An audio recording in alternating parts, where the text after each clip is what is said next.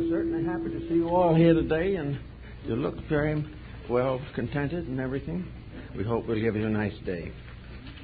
This morning we have a subject that I think is of more or less vital importance in these times. But we have to begin by going back to one of the earliest concepts that we have in the world of science, and that is the transmutation of metals. We do not know where alchemy, as we call it today, originated, but the present word is derived from two comparatively recent terms, the word chemistry and the ancient Hebrew and Greek and Egyptian syllable el. Alchemy. El is a name of deity, Elohim, and many others. Therefore, the term alchemy means divine chemistry. It means something entirely different from the concept or idea of a materialistic transmutation of metals. But very early in China, even in India, later in Japan, in many parts of the European continent, chemists arose laboring with the concept of the transmutation of actual physical substances. Today, science does this every day, and from the beginning of time, nature did it every moment. To deny that it is possible to transmute or transform a substance is not scientifically sound. Every moment, transmutation is going on around us and within us. The whole system of digestion, the nutritional problem faced by every living creature, is a fine example of basic alchemy, a divine process of transforming substances until they serve the various utilities which are necessary for survival. Paracelsus von Hohenheim was a physician for the family of the Fuggers in Germany. They were the great mining family, with mines all over Europe. He was the doctor in charge of the possible accidents and sicknesses that afflicted the workmen. While there, he experimented and wrote considerably on the subject of alchemy. He pointed out, for example, that in the area where the various metals were mined for the Fuggers, grape orchards and vineyards stood on the outer surface, on the surface of the earth, beneath which these mines were located. Those mines which were involved with gold had a peculiar circumstance involved in them. If you took the grapevines that grew on the surface and burned them, you would find gold. In other words, the roots of the plants were picking it out of the earth also. Years ago, we had a character here in Los Angeles who has gone to his blessed reward, who was an alchemist. And naturally enough, for an alchemist who had to make a living, he had a cheese factory, which, by the way, if you study it carefully enough, is part of our story. But no one thinks that far. But this alchemist one day showed me a little glass retort about an inch and a half tall. Now, about less than the size of a pullet egg. But in this was a little rock, and on the rock was a tiny flare of gold. It looked under a strong glass like a little flower, but it was actually gold growing in a hermetically sealed vessel. I tried to get the right to keep this as a preservation or as a proof of something, but I was never able to get it away from him. But anyway, he insisted that this little gold tree or little gold thread-like vine, a leaf, a fern leaf-like thing, had actually grown in this bottle from the rock upon which it was still attached. That actually gold grows. Von Hohenheim also stated this, that areas where mining had exhausted all known gold supplies, 100 years later, gold was found again. In some way, gold continued to reproduce itself from a kind of seed. So gold gradually came to be a symbol, and it was as a symbol that it was of most interest to the mystical alchemists of the 16th and 17th centuries. To them, gold was simply a symbol of the human soul and the divine soul. Gold to them was a spiritual agent. It was a symbol of what man is as a mortal creature and how this mortal creature can be transformed into a divine, enlightened power. Gold in alchemy in the 17th and 18th century was a synonym for soul. It was that part of man's nature which combined the elements which we find today symbolically in the symbol of Mercury. The ancient system or triad for the production of gold was salt, sulfur, and mercury. Salt being a symbol of body, sulfur being a symbol of spirit, and mercury being a symbol of the binder or the uniting substance, that which was capable of transmuting one into another. Therefore, the human being, in a sense, is spirit, soul, and body. The spirit as belonging to eternity, the body belonging to the earth and matter, and Mercury a mysterious symbol to the combination or union of heaven and earth in the transmutation of life from a divided substance to a united essence. This type of thinking was the problem of almost all of ancient philosophy. Paracelsus and others warned the alchemists not to center their attention upon the transmutation of metals, but, as von Welling tells us in one of his alchemical writings, that which is true on a spiritual level must also be true on all other levels.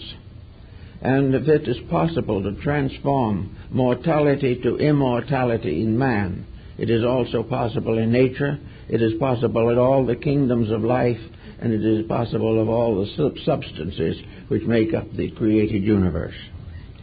So Paracelsus did not deny the transmutation of metals, but warned that the acceptance of this as the primary factor in alchemy was a mistake, and that as a result of this mistake, most alchemists failed, because they failed first of all to set up the transmutation within themselves, by means of which the true understanding of the mystery could be developed within their own consciousness.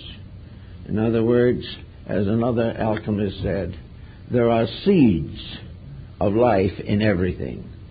In India and China and Japan, these are called the Buddha seeds. They are the seeds of all essences and substances. All things grow from their own seed, root, or cause. And the cause of immortality is in every created mortal creature. The seed of immortality is in man. The seed of all knowledge is within the human being. The seed of all hope and of all life and of all wisdom and all understanding, all these are locked within the individual. And they must grow as plants grow. They must gradually overcome the resistance of ignorance. They must day by day and year by year spread their life in all ways. The tree of wisdom grows from the human mind. The tree of love comes from the human heart. The tree of God comes from the eternal seed within the consciousness of the human being. So all of alchemy was primarily a release or a revelation, a transmutation of ignorance into wisdom, a transmutation of death into life everlasting, a transmutation of ignorance into wisdom. And all this was done by a very elaborate process. The secrets of transmutation are beautifully and symbolically set forth in a number of works. Many chemists were deceived by the terms, however, and felt that the formulas were purely physical, but they were not. They were all keys to the release of the infinite life locked within existence itself. Transmutation was transformation, regeneration, resurrection, restoration, reformation. All these things are releases of the seed of eternity within time, the seed of life everlasting in the symbolic substance of illusional disintegration. So we take this point to view a little bit to study the subject which is of great concern to us at the present moment, the regeneration of human society. Now, there are many attitudes on this particular subject. Many feel, for instance, today, in a general disillusionment, that the hoped-for restoration is far removed. Others doubt its reality, just as scientists have doubted that gold could be made from base metals, so politicians and diplomats doubt seriously that peace can be brought out of the confusion in human consciousness. Everywhere, dissolution, division, and mortality rules human relationships. This, however, is contrary to universal law. There is within humanity as a collective also the seed of its own regeneration. Everything grows from seed. Someone must plant the seed of peace, or there will never be seeds of peace in the world.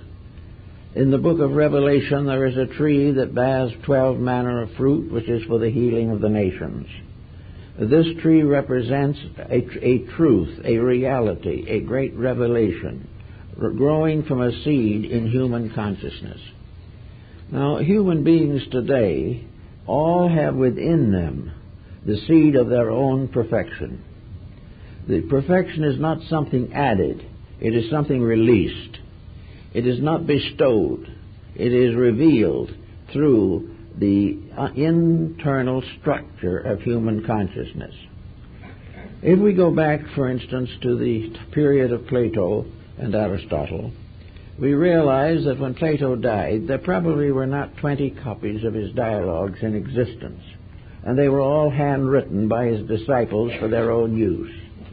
So far as world knowledge, world recognition of Plato's contribution in his own day, there was none. Whatever he attempted to do, he did, and when he finally passed out of this life, he left no institution behind him. He left nothing that endured.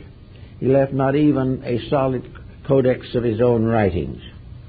And yet today he is better read, better known, and better appreciated than ever before, because somewhere within the nature of his own labor there was the seed of restoration.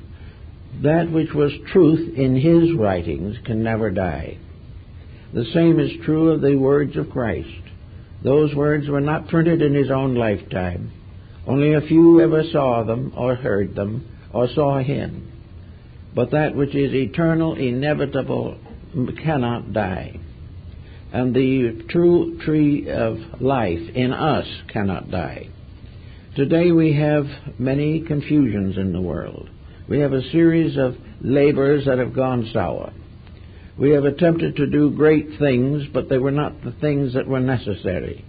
And in the effort to be great, we have failed to fulfill the natural simplicity of ourselves. We have accepted the idea that fame and fortune are the answers to the human problem. But until fame and fortune are regenerated, until the true seeds within both fame and fortune are restored to their original scientific and spiritual dignities, we will never get anywhere with them. Every mistake, every sorrow, every problem that we have has within it the seed of its own solution. And also it is contributing to the ultimate perfection of ourselves, our world, and our universe. To find these things, we have to begin to search for the keys to regeneration, the keys to restoration. Now, it so happens that these keys have not been entrusted to the sky or the earth. They've been entrusted to man himself.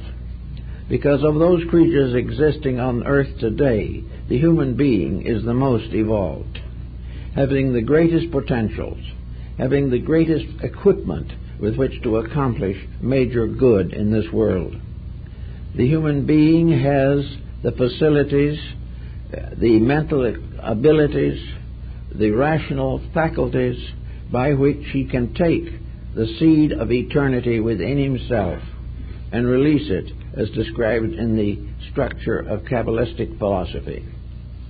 So we have here today a world of people, nearly 5 billion, perhaps a little more, each one of which, whether it knows it or not, is immortal. Each one of these creatures has been endowed with a potential. In each human being, the seed of eternity has been sown in the fields of time. The human being could not breathe, could not walk, could not think, could not exist if eternity was not within him. The eternal life, the life of all things, is that which gives man life. Each kingdom of nature unfolds this life according to its own rules and laws. Each kingdom of nature tries to expand its potentials.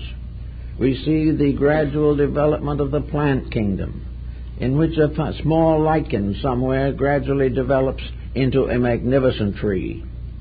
We see all the flowers of the field. We also see all the beautiful crystals in the rocks. Everywhere something of a divine nature is being revealed through kingdoms of nature. In the animal kingdom, other values are revealed. We discover perceptions and reflective powers that we do not even take for existing, let alone take for granted. Then we finally come to the individual, the human being, who is the sum of all this evolutionary process. Here we have a being of which, for instance, we can mention such beings as Leonardo da Vinci. We can think in terms of Michelangelo. We can think of terms of Stradivarius or any of the great leaders of human arts, crafts, and revelations. We can think of the saints and the sages, all of the different degrees of development and unfoldment that already are obvious in the human being. They are obvious because he is endowed with them. They are obvious because they are manifestations of the thing that makes him exist, and that is the divine seed of life within himself. That which is within himself is his own immortality. It is also in that part of him which functions in his daily life. It is that power within him which digests his food, keeps his heart beating, controls and regulates digestion and elimination. It is this same power that gives him the right to write a book, to make a great contribution in art or music or science and philosophy. All the different departments of life arise from one tiny seed, the divine seed in man. It is this one divinity which is the unit. This is the monad of existence. This is the one from which all things come. And yet all things in their infinite divisions are still one. From one source all knowledge arises. For one purpose all knowledge exists, and that is the perfection and growth of living things. In our course of life, politically and socially, we have forgotten almost entirely the part of ourselves which alone can be solutional. We cannot solve with the mind unless the mind is inspired. We cannot create with the hand unless the hand is regulated and guided. We cannot create with the body unless the body itself responds to a divine eternity within itself. So here we are, human beings, each with a different kind of destiny, each dedicated to some purpose, each one hoping, fearing, believing, each one living and dying within a peculiar situation in which the real reason for the whole thing remains unknown. We do not today believe or realize the power of this seed germ within ourselves, which seed germ is eternity, hidden within the folds and regions of time. This inside thing is that which has to be released. And the release of this is the great secret of transmutations and transformations. Everything depends for its survival upon this submerged, hidden source of life within ourselves. It is the spark of eternity in us upon which we depend for everything. And when that leaves the body at death, it takes with it every activity, every process, except disintegration. This is one of the reasons why it seems as though in this world there's been a great overlooking of something. We have been trusting each other on a level which is not trustworthy. We have tried to work out our problems without bringing into focus the one solution that is possible, and that is the release of the eternal plan through ourselves. It is the same with nations. From the beginning, nations have been compound individuals. They have existed with temperaments and dispositions. They each have their own peculiar specializations in life. They have their languages, their customs, their arts, and many times their religions and their languages. All these are parts of a unit, and the unit of a nation is a kind of collective atom. For each atom is a personification of a racial, a cultural, or a social problem or pressure. So in the atom problem, we have the atom who is Greek, the atom who is Chinese. But we also recognize that each of these compounds is ensouled. Each one of them exists as itself rather than falling into chaos, because the entire structure is embodying a principle. The development of humanity, the tree of races, means that a life principle is flowing through all races. And these races become branches upon a great tree. And this tree is the tree of life itself. But every nation is part of that plan. Every individual within a nation is a leaf or a twig or a bud upon a tree. A living thing depending upon one life. Now this means that whether we realize it or not, there is only one life. And this is the thing which is difficult for us to understand. In our way of competition, in our way of self-centeredness, each individual competes with another and tries to outdo others. In strangeness it may seem, there is no one to compete with, because actually there is only one life. And all competition is a mistaken belief that this life can be controlled in one direction or another, when in the truth of the matter, the creatures must be controlled by that life principle. The principle is not divided. There is no such a thing in the principles of things as the various structures we set up and defend so stoutly. We defend our politics without realizing that all government rises from a tree, and that the root of this tree is in eternity. We believe all arts and sciences have their sources in the various geniuses which created them and which we regard as their patrons. Actually, our painting, music, literature, architecture, all these are trees growing from one root. Life in all of its manifestations is one life, diversified through expression and through creation, but never actually divided. If one of these arts should actually die, all would die with it, because it is part of one life. Now these various plants and things becoming like individuals, nations, develop characteristics. They develop likes and dislikes. They are influenced by longitude and latitude. And today they are influenced largely by lassitude. They are influenced by fable, by myth, by tradition, by heredity. All these things seem to divide these nations from each other. But as we find so clearly pointed out in the Shakespearean plays, some of them, especially The Merchant of Venice, every one of these various factors depends upon a common feeling, a common reality. If a child dies, does not its parent weep, regardless of race? If someone is killed in an accident, is there not a tragedy, whether we know that person or not? If a nation destroys itself or tries to, is this not a catastrophe, regardless of what nation it is? Is it more beneficial to life for a small country to die than for a great one? All are one. There is only one nation, and that is the humanity itself. There is only one art, the art of living. There is only one science, the science of salvation. There is only one religion, eternal hope of good. Now, if we can begin to get this oneness out of to where we can see it, it can do a great deal with it.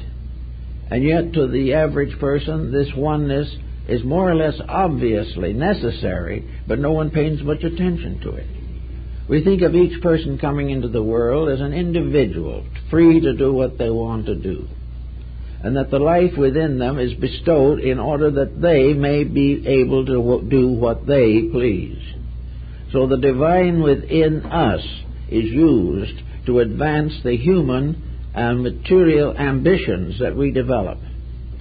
Each person seems to feel that he can build a different structure upon the one life which made him alive. He seems to believe or think that he can create a destiny for himself, using this one divine power as eternal life, but that divinity is merely a fuel which permits him to do as he pleases. That in spite of everything to the contrary, the individual is not responsible to anything for the use he makes of everything. This is a factor which we have never been able to completely overcome. But we're getting more and more into the situation where if we can't understand it, we're going to be in a very bad way.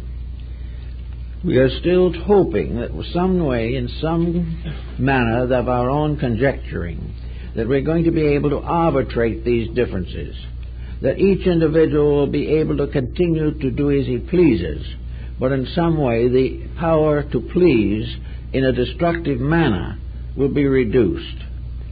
I think the answer to this is something for science to give a lot of thought to, because the first thing we need to know now is the thing that science can't tell us, and that is, what is life? What is the eternal energy that sustains things? What is the mysterious seed from which all life comes? In what ground is mortality planted?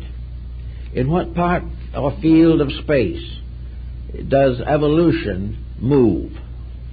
Actually, we have to look very carefully to see what is life.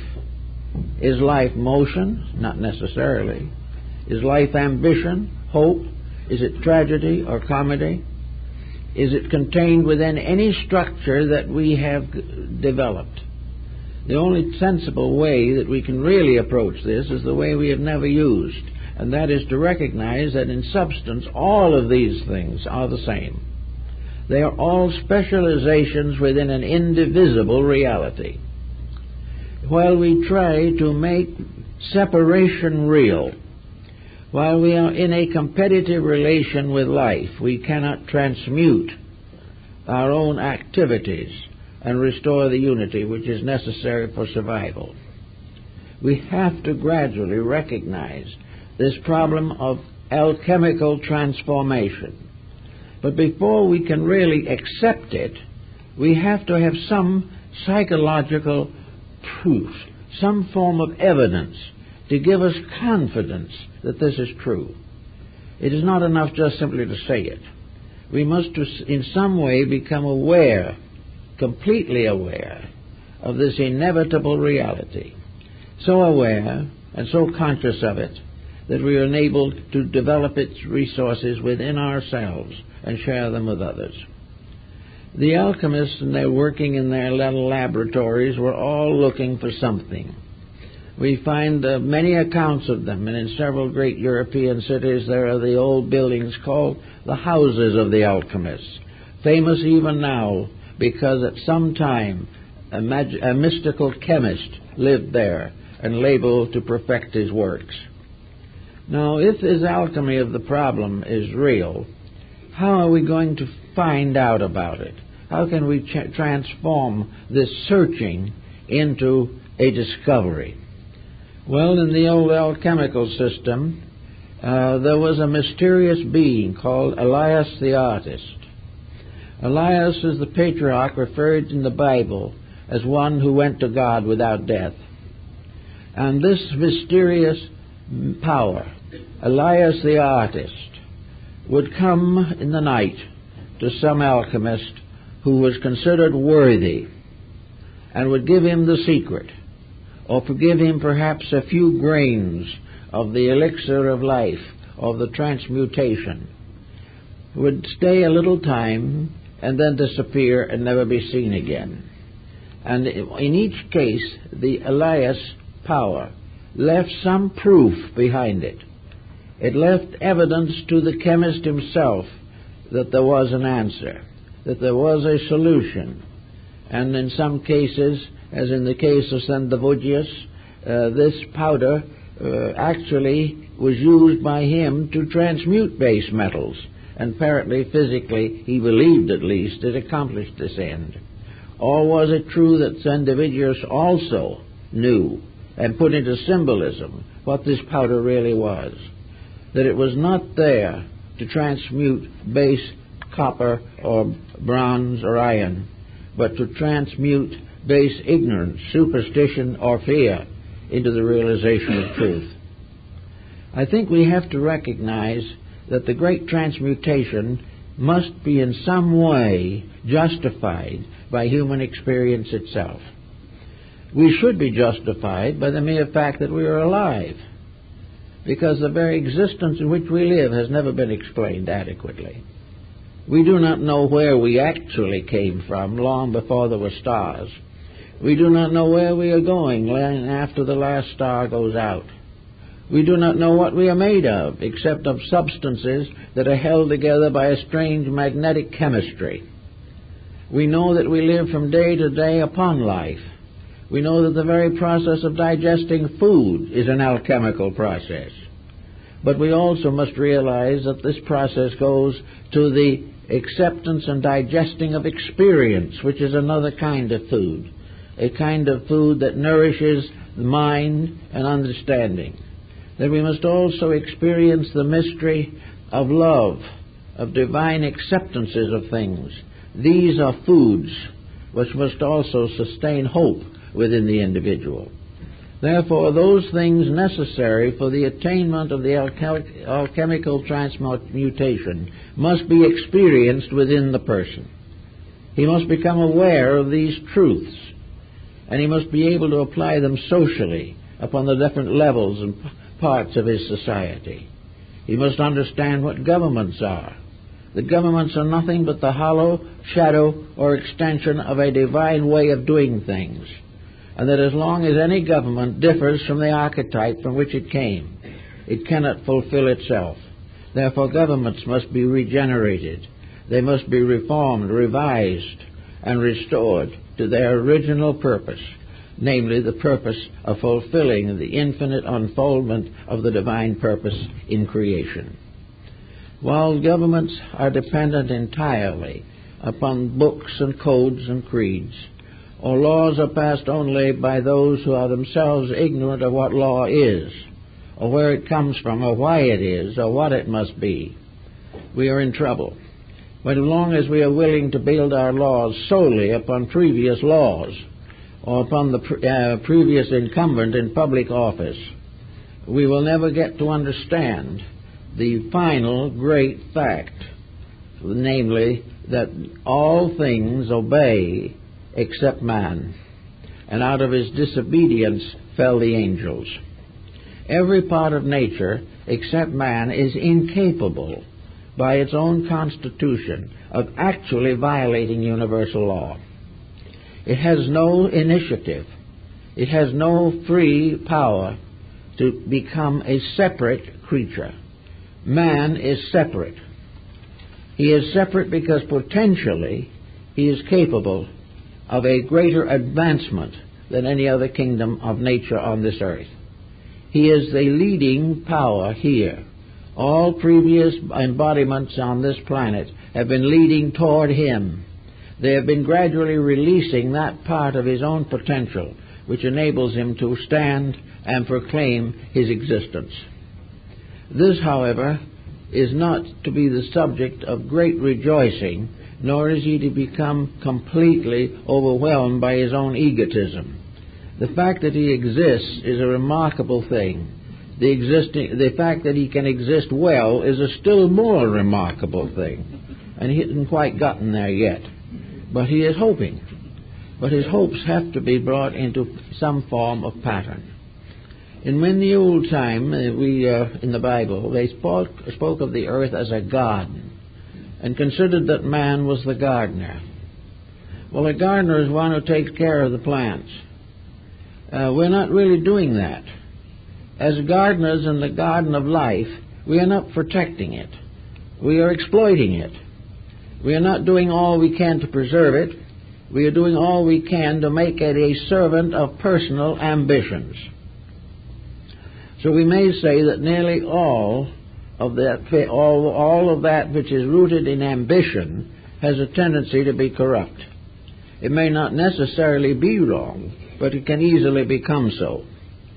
We cannot, by ambition of our own, do that which only eternity knows. We cannot solve problems that are greater than our insights or our understandings. But fortunately, we don't have to. We only have to come into a harmonious relationship with the great plan of life itself. And this is what, in a large way, alchemy really represented. It told us through human digestion and the digestion of metals that there are processes going on that, if we do not interfere with them, corrupt them, or pervert them, are magnificently sufficient. The only thing we can do is cut ourselves off from life by the misuse of it. We can only destroy that which we have labored so hard to build: bodies, attitudes, institutions, nations, governments, parties, and policies. All these things we have built up only to destroy them by our own selfishness. Now we say that's a very great tragedy. Yes, but unfortunately there's still another point that is more important. Namely, if we can destroy them, they are not the thing we are seeking. Anything that can be destroyed is not part of the reality, which is completely indestructible. Therefore, we have to gradually bring our own consciousness into relationships with things in which we become aware of the indestructibility of truth. Until we realize this, we will continue to destroy idols we have set up, falsehoods we have deified, until finally we turn against them. Now, in the closing years of the present century, many of the ancient esoteric arts have come back into focus. 50 years ago, an astrologer was considered to be mildly mad. Today, he is becoming more and more interesting, and not only to humanity, but to the sciences. And there are a great many liberal thinkers who, in the last generation, would never permit themselves to study such matters. We came along with acupuncture, which for 2,000 or 3,000 years was used in China and scoffed by us. And all of a sudden we're interested in it. We're interested in the I Ching. We're interested in yoga and Vedanta. We're interested in esotericism, psychism, every type of thing that was once important, then passed into submergence, and now begins to come out again. Why? Because we are becoming more and more, might say, fearful. We are more and more aware that there has to be something we don't know, that there's some way of doing some of these things better than we're doing them. So we're beginning to look for the people who did them better. And we suddenly realize that they are the ones we've been making fun of for centuries, because we believe so firmly in our own mistakes. Now, the coming way of thinking has brought back a tremendous revival in alchemy. Alchemy is flourishing with new books, new publications, new exponents, new researches, new projects every day. But there's one thing we have to beware of, and that is, as Basil Valentine pointed out, the great chemist, woe unto the gold makers. If we are going to use alchemy now to pay the national debt, we'll be exactly where we were to start with.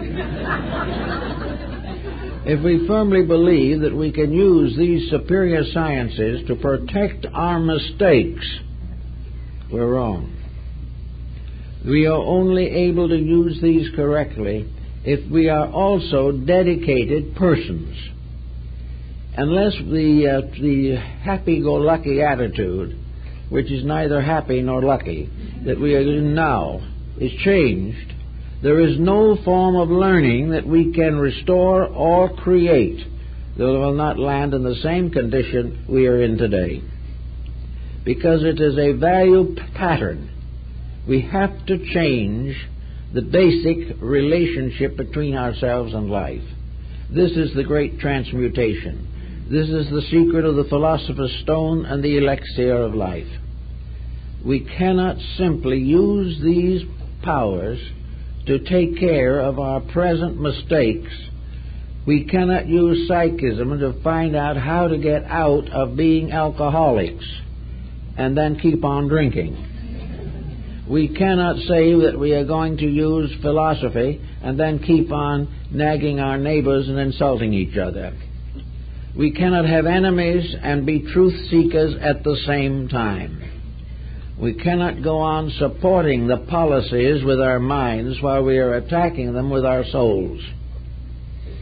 So out of it all comes the necessity of starting with the basic element of alchemy, and that is the person. Bamey and the Rosicrucian group in Europe, many other systems, have emphasized the point that regeneration begins with the individual. That only a person who has a proper internal relationship with life is willing to or capable of making the changes that are necessary. So somewhere in this process we must identify the pearl of great price, the seed soul in ourselves, something that is so mysterious, so minute, that it is like the proverbial mustard seed, that being the least among the seeds shall grow into a great tree. The search for the seed of life. And science should be seeking it. Everything should be seeking to know that which is locked within something so small and so abstract that we cannot even distinguish it or analyze it, and yet from which flows all existence, all condition, all progress, and all reality. Here is the tiny germ, which is the greatest thing in the world, far greater than anything we know. And it's in us, and one thing, we can prove that. We can prove it by the fact that we're here this morning. We can prove it by the fact that we can raise a hand, that we can drive a car, that we can enjoy a bad program on TV. All these things are proofs of something. The fact that we like one thing and dislike another, believe one thing and disbelieve another, these are all evidences of the presence within ourselves of a power, of a life reality, a germ of eternity by which we exist. We are not the only ones. That germ is in everything. But in man it is a certain core. It's reaching further into the great world of needs. In other words, it is the basis of the fruit of life that we're all seeking. Here we are, able to think, able to play the piano magnificently, able to control and direct the actual forces that make up our civilization. All of these things are within our dispatch and within our area of possibility. We have already produced a great world, the modern world, but we have not ensouled it. The thing we have produced up to the present time is a robot.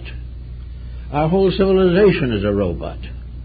because it is simply an instrument for the fulfillment of our own ignorance, in the sense not of dispelling that ignorance, but making it possible to live with it.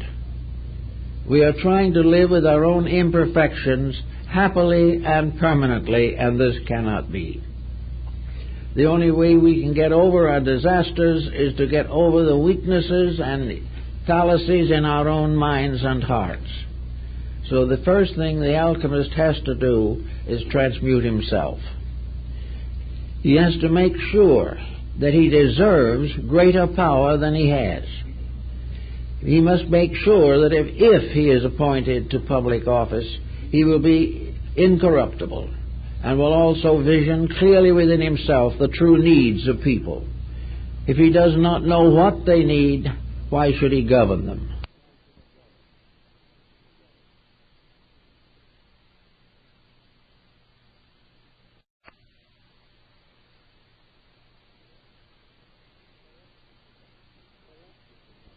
Elected to govern them.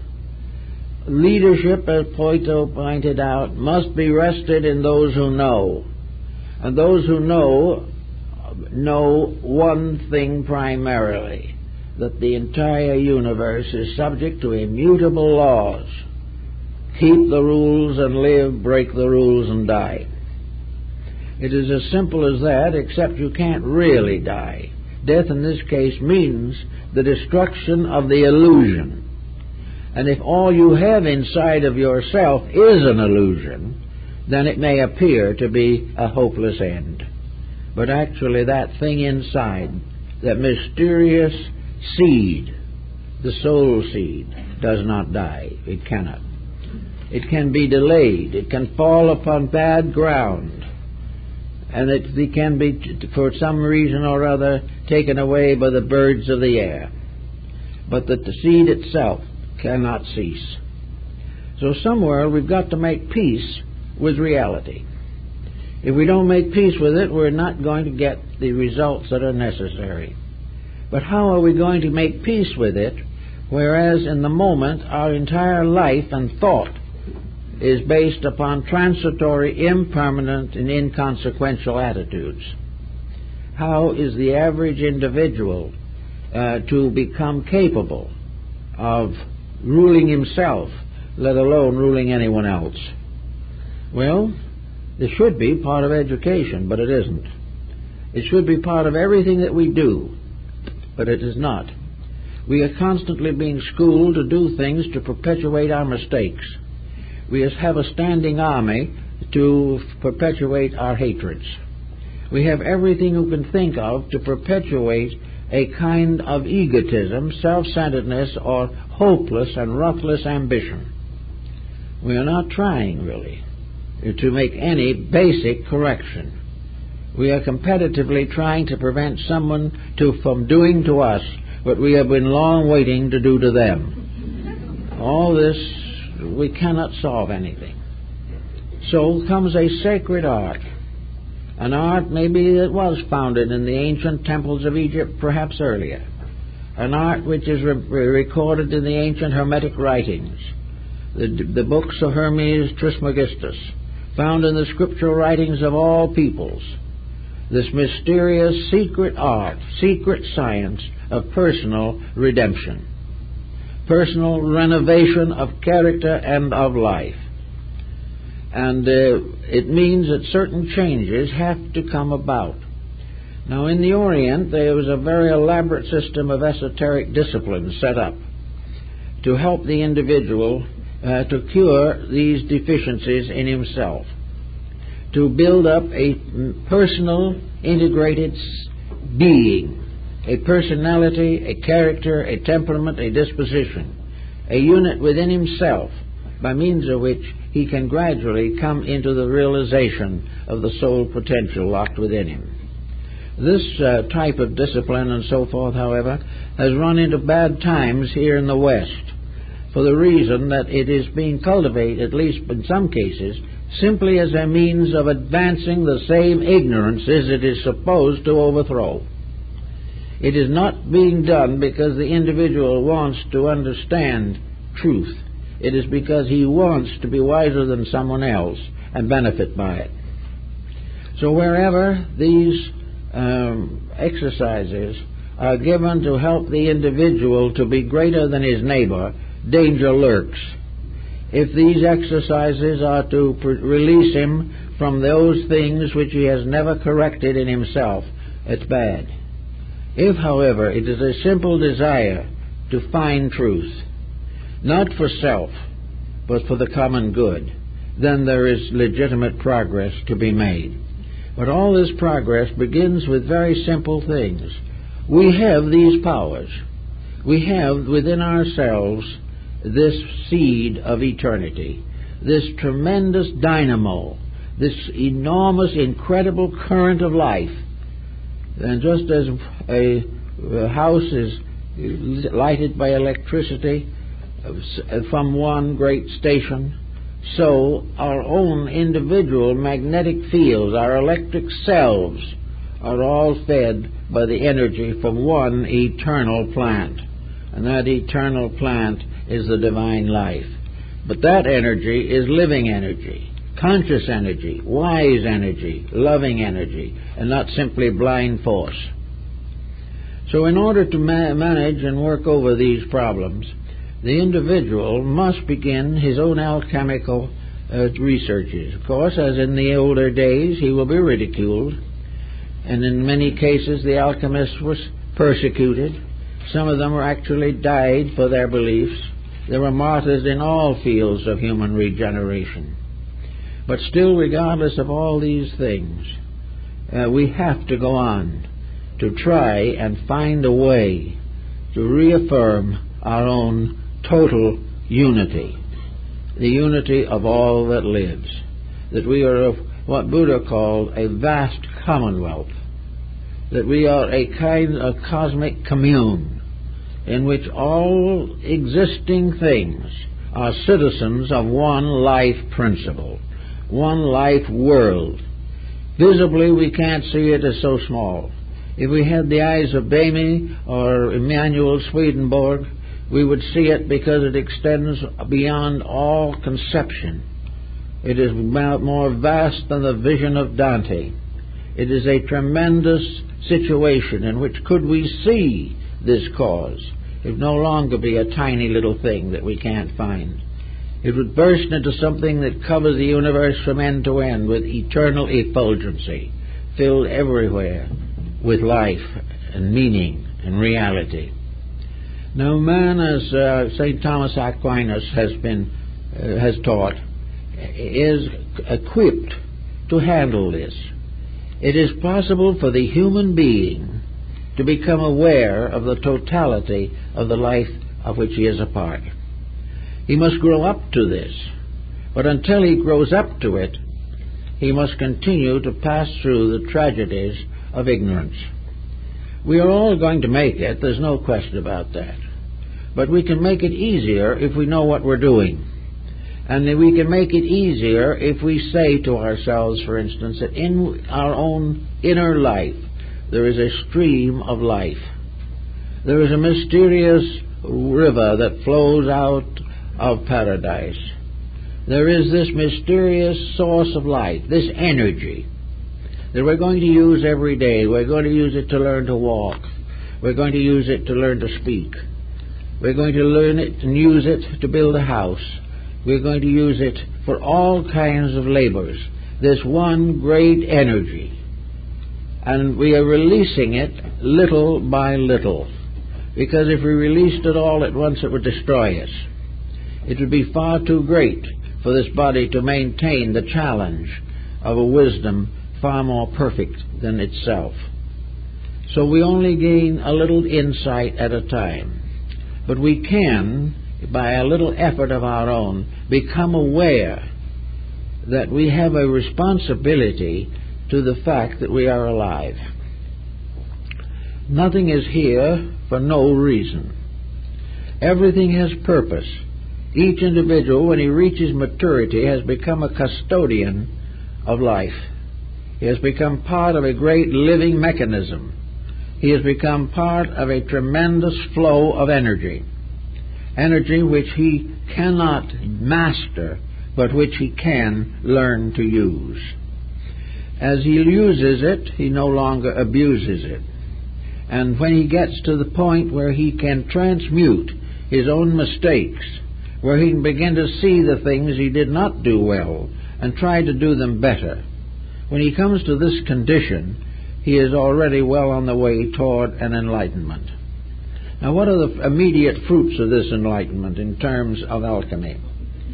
Those who possess this power, this mysterious elixir of life, who are masters of the golden stone, these individuals still live here just like everyone else.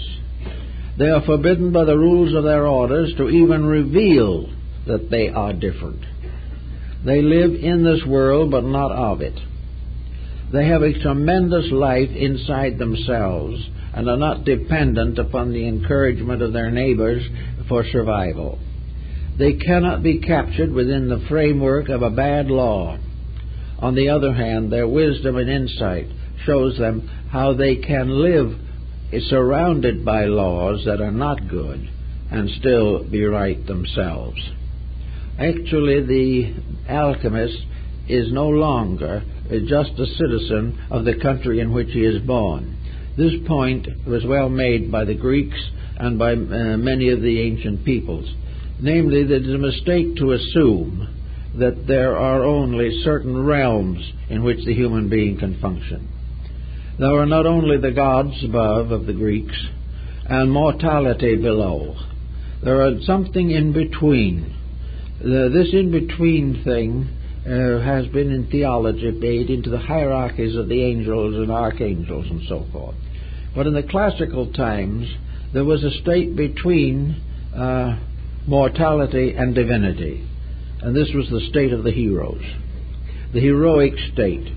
Or as one Rosicrucian said, there is a race that exists on a plane above us, made up only of those who have been born into it through their own wisdom. And they are called the servants of the generalissimo of the world.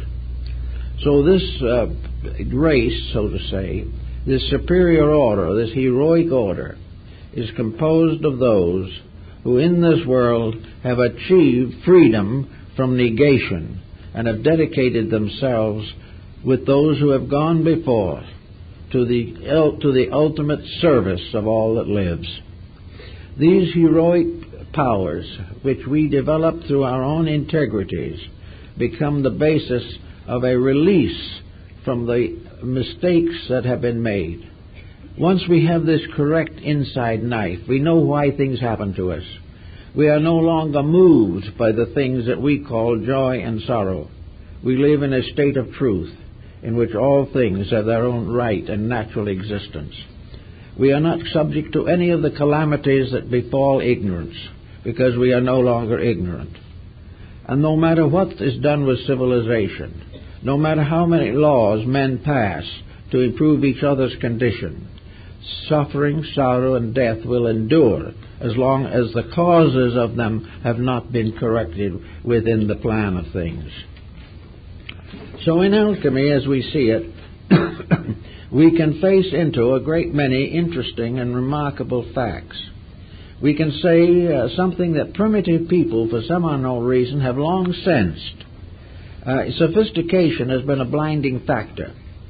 When we began to overestimate ourselves, we underestimated everything else. And when we began to think of our own magnificence, we forgot that we are tiny pebbles along the shore of a vast ocean. So that we have to gradually get back to a certain simplicity. Nearly all primitive peoples have encountered one level of relationship with life that is important. They don't understand everything. Perhaps they are merely shamanistic peoples. But they do, most primitive people, have a realization of the tremendous integrities of some power, something greater than themselves.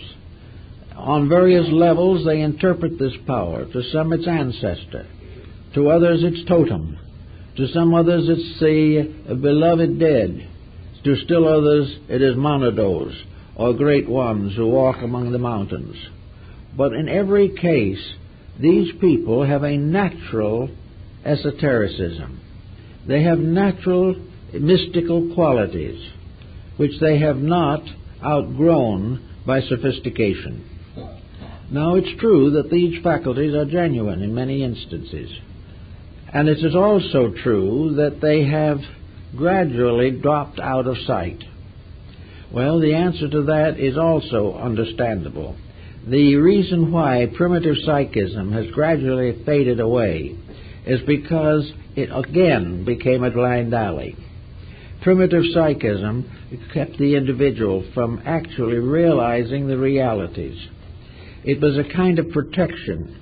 It was as though parents were taking care of children, and the child turned to the parent for everything, or turned to the teacher for everything. But after a while, the child grows up to the point where it must make its own decisions. It must no longer lean or depend. It can no longer depend for its survival upon some benevolent power beyond its understanding. It must actually learn to stand, to live, to become a being, and transmute negative natural relationships into positive natural cooperations. It is not enough that we should believe in a summer land beyond the grave. It is that we should have the intelligence and the intellect to use all of our extrasensory perceptions as nature intended. Service. To use them entirely to help to discover this divine reality, which is the end and goal of our search while we remain in the human stage of development. So we have to keep on working with this problem. We have a lunch and we eat something. And this something mysteriously gets absorbed, transformed. We don't tell the stomach what to do. Sometimes we put it in a position where it can't do anything. Under such conditions, it becomes a little resentful. Then we bring out the bicarbonate of soda. But all the processes of the body, from the beating of the heart to the nutrition of cells, everything that happens within this circumference of our skin is incredible. It is a miracle upon miracles every moment. There seems to be no way in which we can explain the wisdom of body cells, that we can actually realize the conscious cooperation of tissues. We cannot understand these things, because in some mysterious way our mind has sort of outgrown being a small cell, and we are now interested in trying to be a greater cell somewhere else. But actually, the miracle of existence is present to us every moment. It is present to us in the birth of every child that comes into the world. It is in us in every proof of the continual principle of life that is transferred from one generation to another. How, we do not know. We can see only certain physical symptoms, symbols, procedures, but the great transmission of life is beyond human understanding. Therefore, we have a little world, a little island of thoughtfulness in a great ocean of the unknown. We are constantly seeking to know more, but because of the peculiar dulling of our instruments, we have gradually turned away from the search for the unknowable to the gradual refinement of things that we do immediately see some value coming from. But actually, this one thing that we don't see is the only thing that is important. It is the basis of law. Within it is the absolute way in which everything has to be done. Within it is the proof of human growth. Within it is the release by which the individual gradually, step by step, actually grows up into a divine nature. And sometime in the infinite of things may be a God in his own right. But all these things are based upon an energy what the alchemists called the spirit or souls of the metals. The souls of the metals can be brought together, and here is a very interesting point. Von Welling, in his Opus Kabbalisticum, points out that no metal can be combined with another metal in its present state. One gross metal cannot be amalgam to another gross metal in terms of alchemy. Before an element can become mingled with another element, it must be sublimated itself and its own individuality overcome.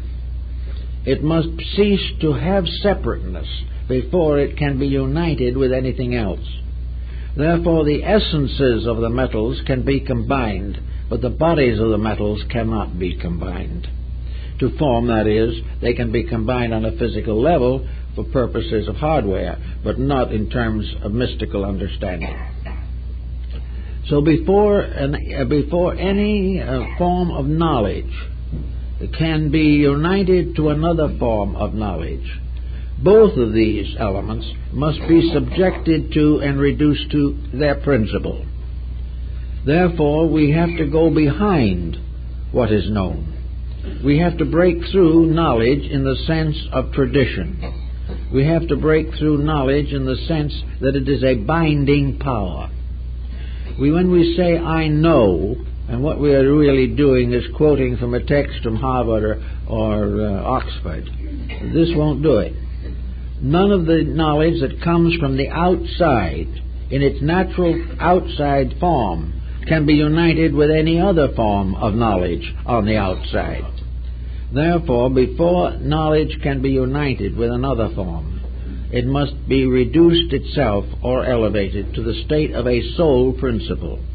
It must be transmuted in itself from body to soul. Souls can mingle, bodies cannot. Therefore, all knowledge, before it can mingle with other knowledge, must lose the errors in itself. It must be relieved of the traditional limitations which the mind has placed upon it. We must no longer defend schools of thought, because these thought schools can never be reconciled. But if thought can be rescued from schools, it can mingle with other thoughts. The same is true in religion. We cannot take one religion and impose it upon another, because the separatenesses are all artificial. We take two great religions, we study them. We discover that in substance and essence, their teaching is relatively identical. We realize that the Ten Commandments are everywhere in the world. And as long as we think of them as principles, we can understand and apply them. But the moment we limit that pattern to a religion, and another religion disagrees with us, though believing the same, we then come into religious hostility and persecution. We cannot worship God separately and be at the same time one in our religious consciousness. When we, however, get over the sectarian fact and face into the divine reality, all religions can meet. We can all meet upon the level of certain principles, but never after these principles have been embodied in various creedal and sectarian patterns until they have become practically mummified in them. Have they died in the sectarianism which destroyed their power to be one. So if we want to get one religion in this world, a religion in which all truth is available, and for the end forever of the problems caused by religious differences, there'll be no more inquisitions, no more crusades, no more fighting even in family life over religious memberships. If we really have religion, we're safe. If we have theology, we're in serious trouble. And it is the same with everything else. Languages. We need more languages, but we need to realize that someday we're going to have to find what the ancient Aya people found 10,000 years ago, that there is a root language. And when we understand and know that root language, we can all communicate with each other. It isn't necessary to take lessons in a dozen languages to become a great linguist. It is only necessary to find the common root of communication. There is one, but we haven't found it yet. There always has been. In medicine, there is only one art, the art of healing. There are all schools of medicine. There are all opinions. Much of it developed by laboratory research. Much of this is useful. No one denies it. But nearly all of it is limited to fighting the problems of the body. We take sickness and try to cure it. If we had the common understanding of the alchemy of healing, we would not have to cure it because we would not cause it. We are fighting constantly to get over our own mistakes. But if once somewhere along the line this principle of unity can take over, and we can find in oneness of character and conduct a great release. We get a shadow of this, of course, even now in the things that are happening. We are being warned against certain indulgences and certain mistakes.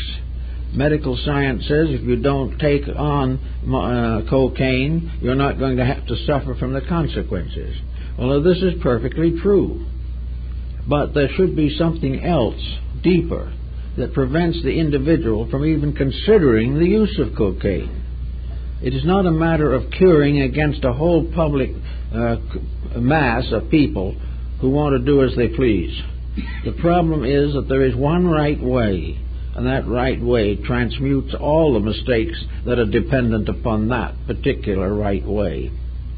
So in politics and in all these problems, we have to realize that there is a divine government.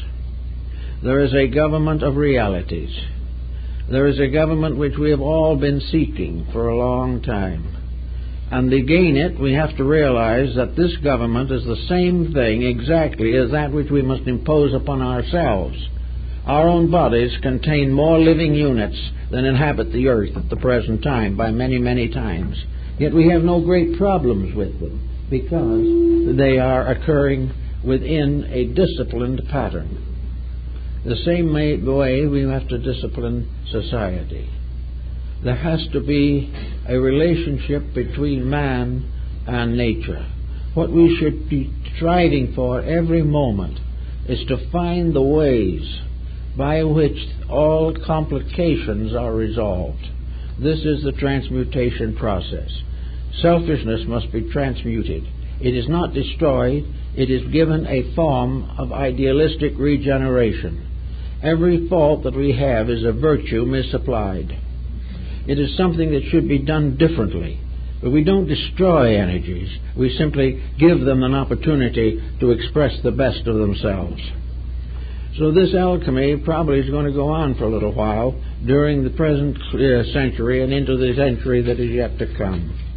We are beginning now, and while it's not easy, we are beginning to realize that we cannot do exactly as we please.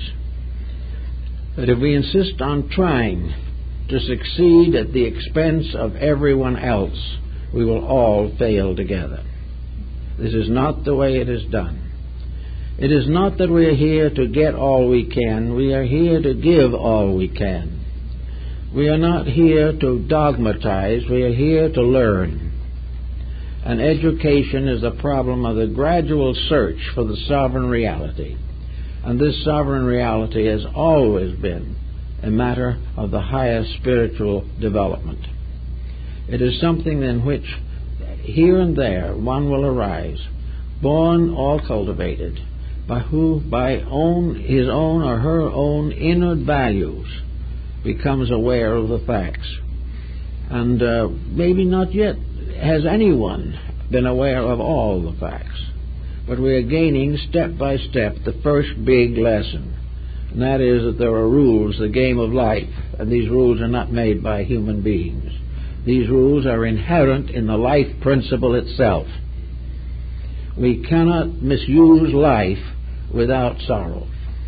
We cannot take something that is intended for the common good and try to apply it only to ourselves so that we may have special profit. This will not work. So we watch around us. We see things that a lot of people feel very unhappy about. But we also realize gradually that our own fumbling is becoming unendurable. We are in trouble every minute. We are in trouble because we have gradually complicated our mistakes. When we were a small group of people living on a large planet, our mistakes sort of faded away. Everyone took his mistakes to the grave with him.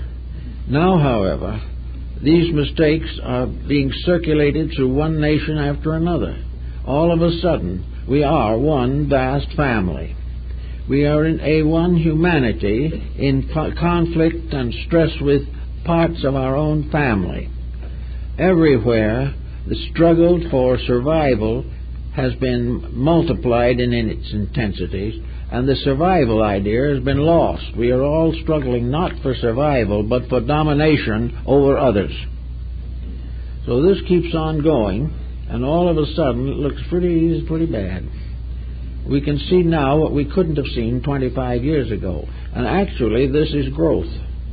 We are now bewildered, we are intimidated, we are at loss, we do not know what to do next, we do not know where to turn for instruction, but we are therefore in the condition of the prodigal son, who has wasted his substance in riotous living and has now repented and is trying to find his way back to his father's house. And this is what we're all doing, whether we realize it or not. We're all trying to find the way to correct the mistakes that exist.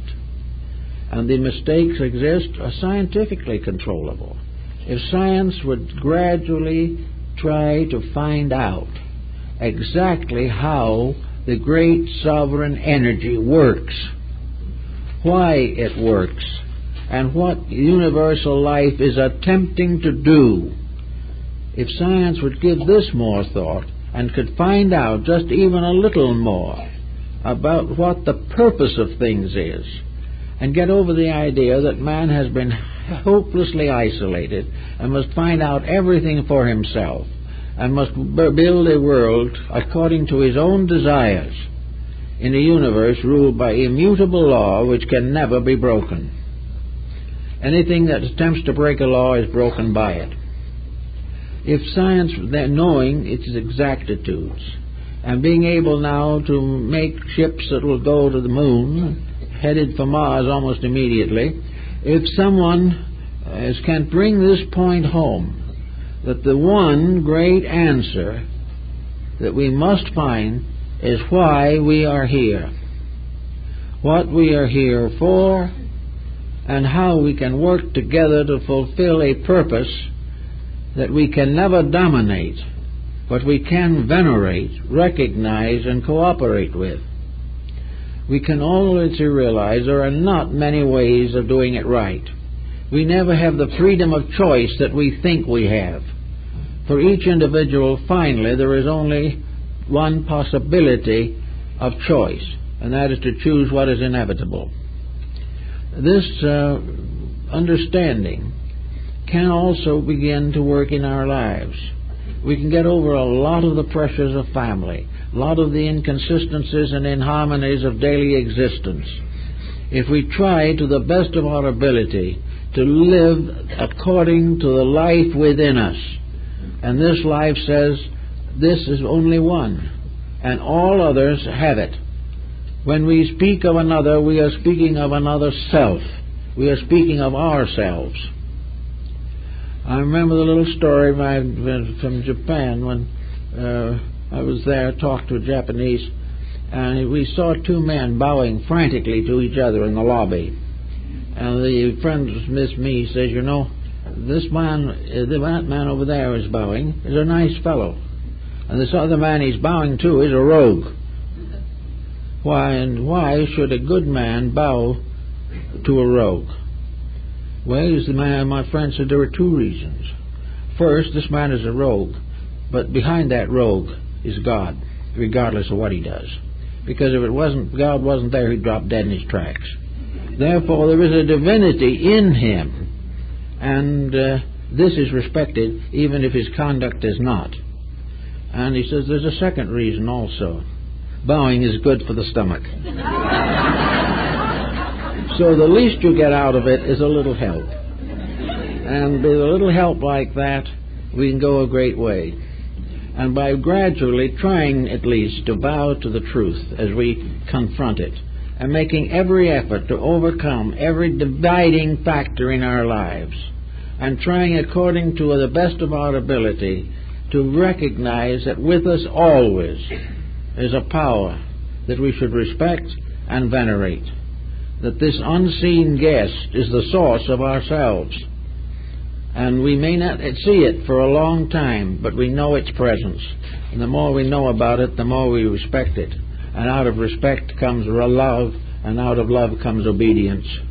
So if we all work it out the best we can, the universal transmutation will take place. Well, that's it, folks.